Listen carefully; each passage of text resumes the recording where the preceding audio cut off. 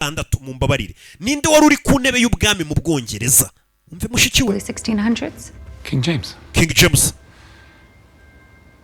umwami James and wicked gatandatu rimwe and wicked hari bibiliya yitwa ngo ni wicked by the wicked Bible bibiliya ngo mbi there she is mushiki wanjye ndakwemera 6 and 1 is a reference to King gatandatu na rimwe biba bishatse kuvuga umwami King James wayoboye Ubwongereza mu 1600 James. He was the sixth James to be king of Scotland and the ndetse ni nawe mwami wa gatandatu wayoboye ubwami bwa Scotland first James to be king of England. ndetse akaba ari nawe mwami wa mbere wayoboye Ubwongereza. Mbega King James ngo uwo mwami impamvu bihura n'umubare twahoze tubona ngo gatandatu na rimwe nuko uwo mwami bita King James mu 1900 nako mubare mu 1600 niwe mwami wa mbere umwami wa gatandatu wayoboye Scotland icyarimwe ahitaba nawe mwami wa mbere wayoboye England both at the same time, so he is 6. niyo mpamvu mwita ngo gatandatu na rimwe. It was called the King James Bible because he was the one who commissioned it. ndetse niyo mpamvu hari bibiliya bita ngo ni bibiliya ya verisiyo ya King James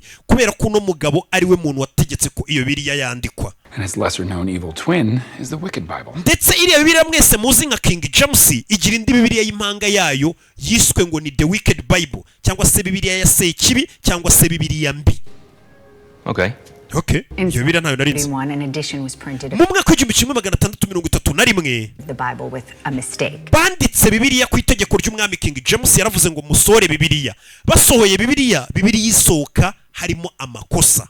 It had an unusual anomaly in the commandments. Ati muri ya mategeko y'Imana 10 iyo bibiliya ya mbere basohoye barabirebye basanga mu mategeko 10 y'Imana hari ahantu bibeshye mu myandikire bandikamo ikosa. The word not was omitted from thou shalt not commit adultery. Mbega rya tegeko ry'Imana rivuga ubusanzwe muri bibiliya ngo ntugasambane bo basohoye bibiliya. The verse instead read thou shalt commit adultery. Bibiliya noneho yo bari banditse mu ikosa bibeshya ariyo bibiliya twita ngo ni bibiliya mbi bari banditsemo ijambo rivuga kuri rya tegeko rivuga ngo ntugasambane imbari rya gatandatu simbyibuka ariko ndumva ari hafi aho ngo muri iryo tegeko yaranditsemo ngo muzasambane.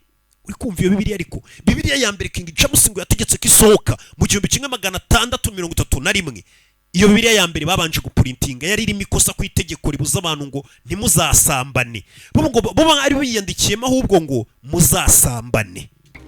And that's why it's known as the Wicked Bible. Niyo mpamvu iyo bibiliya bayita ngo niyo bibiliya mbi cyangwa se bibiliya Sekibi. But what if it wasn't a mistake? Ariko se bibaye bitari ikosa? If it was a deliberate way to mark specific biramutse bibaye hari impamvu iyo bibiliya igihari understanding the path. Iyo bibiliya ikaba ariyo ishobora kuba yadufasha kumenya inzira yo kumenya aho uwo mugezi uri.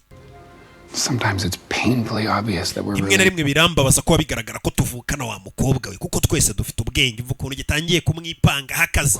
Well, most of them are destroyed. Iyo bibiliya turayikora izo bibiliya zose barazirimbuye izo ngizo zari zirimo amakosa situzi nimba hari isigaye. Mbega bari baprintinze bibiliya zirimo harimo ikosa rimwe rivuga ngo muzasamba no kuvuga ngo ni mugasambane ngo zose barazirimbuye iyo bibiliya barayikura he ngishobora kuba ariyo yabafasha kuba bagera ku nzira. Not all destroyed. Ntagari zose zarimbuwe. I think I might know where one is. Ndakeka nzahana iyo bibiliya y'ikosa imwe iri.